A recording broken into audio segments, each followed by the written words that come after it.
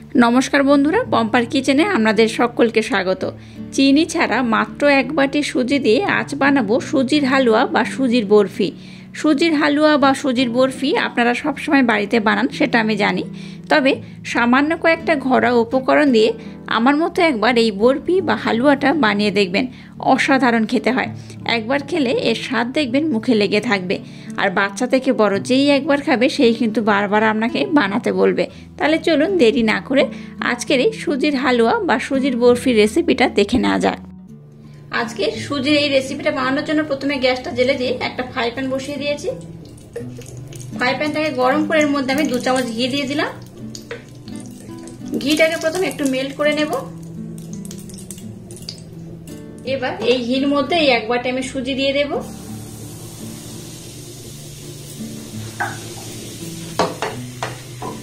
গ্যাসের ফ্লেমটাকে একদম লো রেখে ঘির সাথে সুজিটাকে খুব ভালোভাবে মিক্সড করে নিতে হবে আর একটু হালকা লাল লাল করে ভেজে নিতে হবে।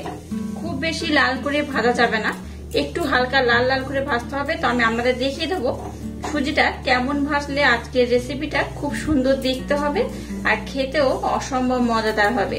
তবে গ্যাসের ফ্লেমটাকে হাই দেবেন না, গ্যাসের ফ্লেমটাকে একদম লো রেখে এটাকে অনবরত এইভাবে নাড়াচাড়া করতে হবে। সুজিটাকে দেখুন একটু হালকা লাল লাল করে ভেজে নিয়েছি, দেখতেই পাচ্ছেন কালারটা একদম সাদা ছিল, সেটাকে একটু হালকা লাল লাল করে নিয়েছি। একটু এইভাবে লাল লাল করে নিলে সুজিটার টেস্ট অসাধারণ হয় আর দেখতেও কিন্তু খুব সুন্দর হয়। সেটাকে দেখুন একটু লাল লাল করে আমি ভেজে নিয়েছি। এই পর্যায়ে সামান্য একটু লবণ দিয়ে দিলাম আর দিয়ে দেবো সামান্য একটু এলাচ পাউডার। যে কোনো মিষ্টি জিনিসে একটু লবণ দিলে মিষ্টির স্বাদটা কিন্তু দ্বিগুণ বেড়ে যায়, তাই এখানে একদম সামান্য পরিমাণে আমি লবণ ব্যবহার করলাম। এখানে এলাচ পাউডার অথবা গোটা এলাচ দানা যে কোনো একটা অবশ্যই ব্যবহার করতে হবে, তবেই কিন্তু এর স্মেলটা খুব সুন্দর হবে। দেখুন এটাকে আমি কিন্তু আর খুব একটা বেশি লাল করব না, এটা এইরকমই থাকবে। এবার এখানে দিয়ে দেবো দুধ। এখানে যতটা সুজি ব্যবহার করেছি তার 3 ডবল দুধ ব্যবহার করতে হবে। দুধের পরিমাণটা কিন্তু একটু বেশি দেবেন, তবেই কিন্তু মিষ্টিটা টেস্ট অসাধারণ হবে। আমি এখানে যে বাটির মাপ করে সুজি নিয়েছি সেই বাটির মাপ করে 2 বাটি দুধ দিয়ে দিয়েছি, আর 1 বাটি আমি দেব।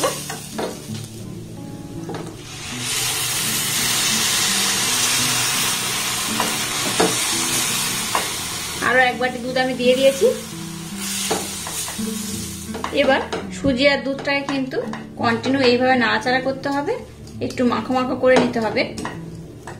আচ্ছা, এই পর্যায়ে মিষ্টির জন্য এখানে আমি মিছরি ব্যবহার করছি, ব্লেন্ড করে রাখা মিছরি 2 চামচ আমি দিয়ে দিলাম। আপনারা চাইলে মিছরির পরিবর্তে চিনিও ব্যবহার করতে পারেন। মিছরি দেওয়ার পর আবার একটু আমি দুধের মধ্যে দিয়ে দেব। আজকের সুজির যে রেসিপিটা আমি যেভাবে বানাচ্ছি আমার মতো একবার ট্রাই করবেন, অসাধারণ খেতে হয়। এবার এটাকে কন্টিনিউ এইভাবে নাড়াচাড়া করে একটু মাখো মাখো করে নেব। এবার একদম শেষে আবার আমি 1 চামচ ঘি দিয়ে দেব। ঘিটা দিয়ে আবার এটাকে আমি খুব ভালোভাবে নাড়াচাড়া করে নেব। দেখুন এটা কত সুন্দর হয়েছে, এই দেখুন একদম কিন্তু ঝরঝরে হয়েছে।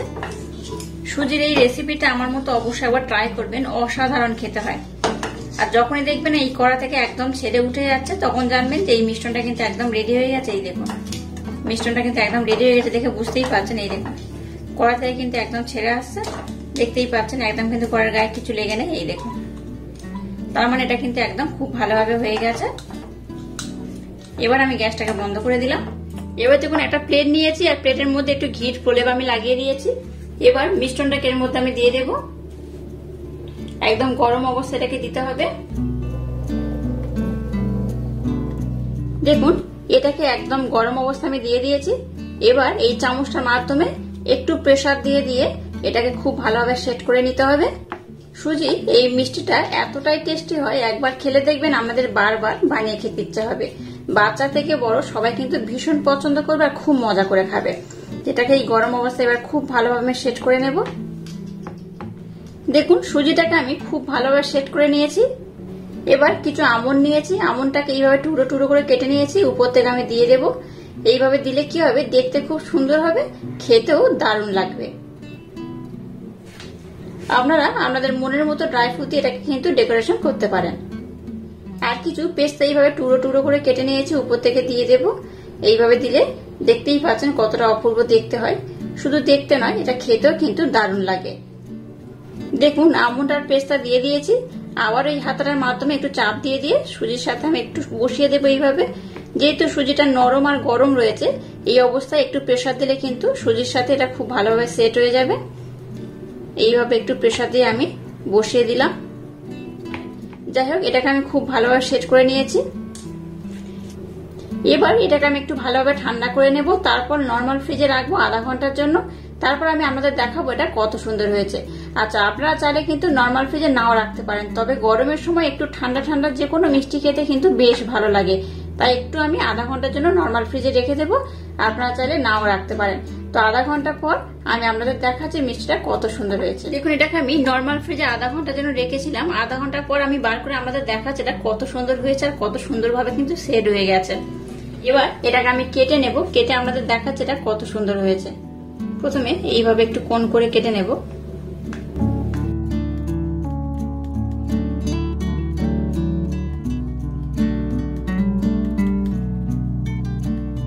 এবার এটাকে আমি এইভাবে কেটে নেব। এবার দেখুন বরফিগুলোকে আমি উঠিয়ে নেব। এই দেখুন বরফিগুলো কত অপূর্ব দেখতে হয়েছে। দেখুন, এটা দেখতে যেমন সুন্দর, খেতে কিন্তু তেমনই অপূর্ব, অসাধারণ। অবশ্যই আমার মতো একবার হলেও ট্রাই করবেন। আমি সবগুলোকে উঠিয়ে আপনাদের দেখাচ্ছি। দেখুন এটা কত সুন্দর হয়েছে। এই দেখুন, দেখুন সুজির এই হালুয়া বলুন বা বরফি বলুন একদম রেডি হয়ে গেছে। আর বরফিটা দেখুন কত সুন্দর হয়েছে। এটা তো দেখতে সুন্দর হয়েছে, খেতেও কিন্তু অসম্ভব মজাদার হয়। অবশ্য বাড়িতে আমার মতো একবার হলেও ট্রাই করবেন। আশা করছি আপনাদের ভীষণ ভালো লাগবে।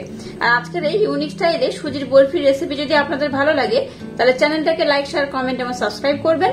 আর পাশে থাকা বেল আইকনটা প্রেস করে দেবেন। তাহলে টাটা, আবার দেখা হচ্ছে নতুন কোনো রেসিপি নিয়ে।